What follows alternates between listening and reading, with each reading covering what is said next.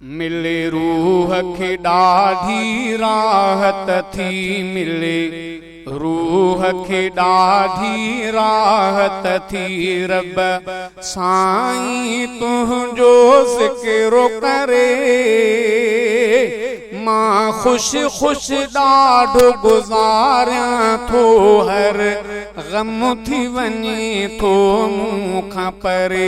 मां खुश खुश ॾाढो गुज़ारियां थो हर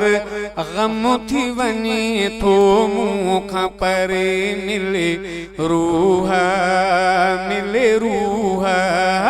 मिले रूह खे ॾाढी राहत थी रब साईं तुंहिंजो ज़िक्र करे मां खुश खुश ॾाढो गुज़ारियां थो हर गम थी वञे थो मूंखां परे मां खुश खुश ॾाढो गुज़ारियां थो हर गम थी वञे थो मूंखां परे मिले रूह खे ॾाढी राहत थी लही सिर तां था सभु ॿार वञनि दुश्मन बि अची था क़दमी किरनि लही सिर तां था सभु ॿार वञनि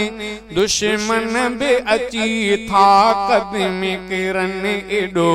आहे ज़िक्र में असर रखियल एॾो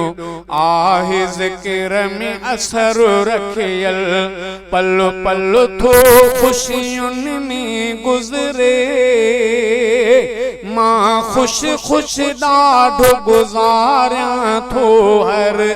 गम थी वञे थो मूंखां परे मां खुश खुश ॾाढो गुज़ारियां थो हर गम थी वञे थो मूंखां परे मिले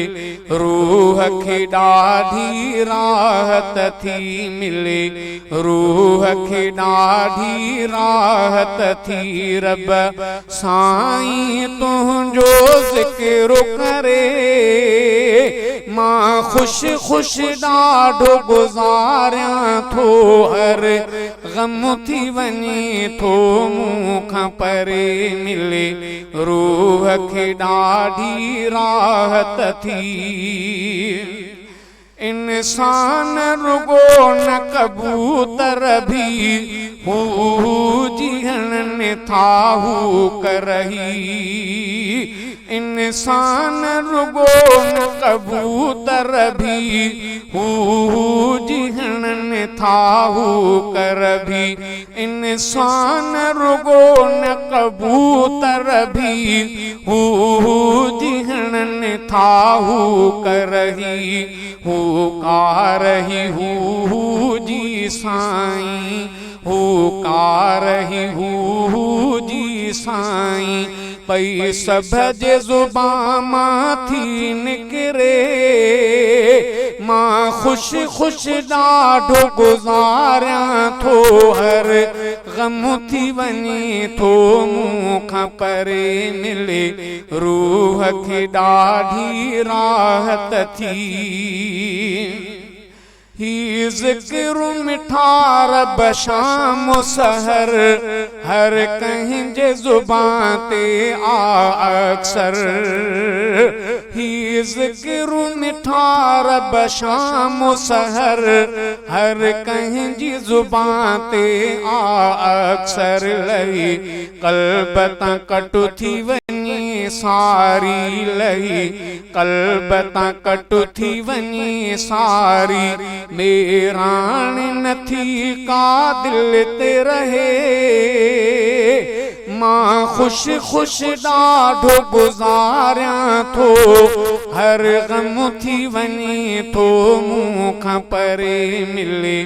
रूह खे ॾाढी राहत थी मिले